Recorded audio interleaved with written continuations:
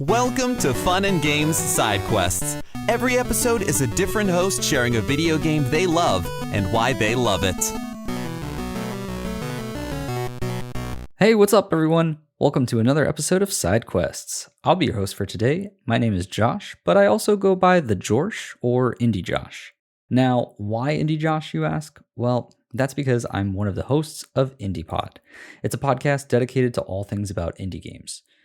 Now, if you already know who I am, and you realize that I'm not talking about The Binding of Isaac today, that means you've probably guessed it. Today we're talking all about card games. Slay the Spire in particular. Now, if you don't know me, that joke obviously won't resonate with you, but it'll make sense in a second. In our community, we have a running joke where I'm the resident card game junkie. If you listen every week to our show, chances are I'm probably mentioning a new indie card game that I checked out recently. But I wasn't always this way, and I still often will say things like, oh, I don't actually like card games, or sometimes I'll even say I hate card games. Why? Well, that's basically because Slay the Spire actually changed my entire mentality of card games and whether or not they were the games for me.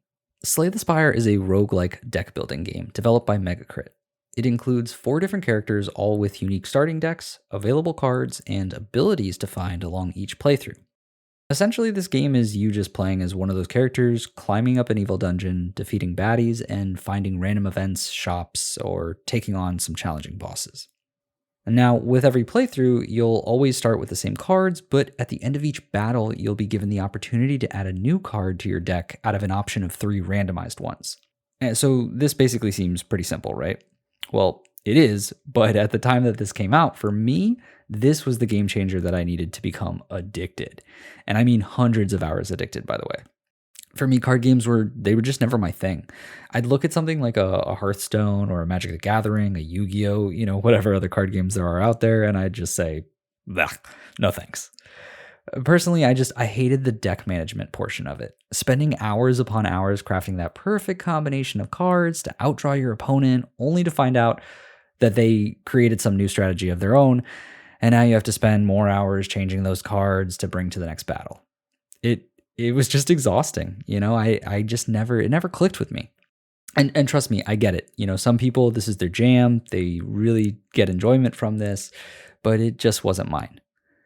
Now instead, Slay the Spire eliminates that and brings the randomized fun that I love from roguelikes and turns the game not into how you can build the best deck out of all the cards imaginable, but how can you build the best deck by being flexible and working with whatever is thrown your way.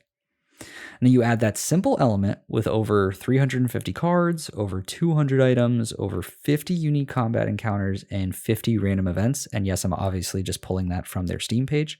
But you add all those together and you have a game that can almost never feel the same, even after playing those hundreds of hours I just mentioned. It makes it so even at the very unlikely chance that you get the same cards in one run, you'll find different persistent abilities or power-ups that will make your character feel entirely different, even with the same moveset. And even at the very, very unlikely chance that you get the same power-ups and the same cards, you'd still get different monsters that you're facing or different random events. So there's always going to be that added element of randomness to it. Plus, once you've beaten it for the first time and you feel so accomplished. I remember when I first played this game, it took me a number of times to get it. And I thought to myself, wow, this seems so impossible. Now when I look at it and I play on, that version, I can always win. But at the time, it was crazy to me. But once you first beat it and you feel so accomplished, you then realize there are actually 20 harder variations to the game that will make your run more challenging. And it obviously keeps things fresh, but can be quite challenging. They call them Ascensions. And I hate to admit it, but even after all those hundreds of hours, I still struggle getting past Ascension 15. But another key difference for this game is enemy intentions. So when in combat, at any given moment what the enemy will do on that current turn. Are they attacking? Are they defending? Are they buffing themselves up? You'll get clear insight into what's coming next.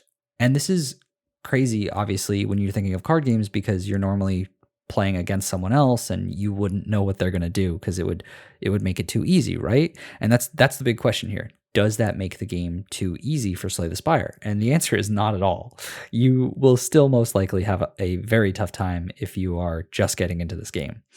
And the reason for this is because each enemy will have different forms of attacks, and based on those cards that you're picking up or those power-ups you're getting, you're going to be more suited for certain types versus others. But what it does change is how you really play out the game. Because even though most of the deck building portion is randomized, it makes many aspects still feel very calculated. You know what's in your deck at any given combat, and you know how to best prepare for each turn. It adds depth, especially when you start getting into those higher level ascensions, because things like healing will be reduced, you can't carry as many potions, certain cards will be added that you're not even able to remove from your deck that are just a detriment to you. It forces you to learn how to play high risk, high reward to be able to actually prepare yourself for what's to come next. For me, it was the game that really broke the mold for card games. And I think not even just for me, but for many other games that came after Slay the Spire. You look at the ones I mentioned previously, and they all have a pretty familiar feeling when you think of card games. And I get it, this game is obviously different because it pulls inspiration from an entirely different genre. But Slay the Spire was the card game that I never knew could exist. And it's honestly the reason why I play so many card games now, because there are just so many others that are pulling inspiration from this genre-defining game. If you don't like card games normally, I can't recommend this game enough. You could be the next person that Slay the Spire converts to that card game junkie club. I really hope that even if you don't like card games, you give this one a try. And if you do like card games and you've never checked this one out, shame on you. Like, what are you doing with your life? You should know about this one by now. But anyways, thanks for letting me rant about an indie game I'm very passionate about. Shout out to the Fun and Games crew for having me on. And if you want to hear more about all the awesome indie games that are out there, come and check out IndiePod, where we go on insane rants about the indie games that we love and just a whole lot more. I hope that I've inspired you to check out Slay the Spire, or maybe even just boot it up again for one more run. Regardless, happy gaming. Hi, I'm Matt, aka Stormageddon, and I'm the host of CPOV Autographs at CertainPOV.com. It is a bi-weekly interview series where I interview folks from all over the arts, from writers to comedians to magicians to musicians, even actors, historians, podcasters, pretty much anyone who's willing to chat with me for a little bit. If you like interesting conversations with even more interesting people, go to CertainPOV.com or wherever you get your podcasts, and remember, music is life, and life is good. CPOV. CertainPOV.com.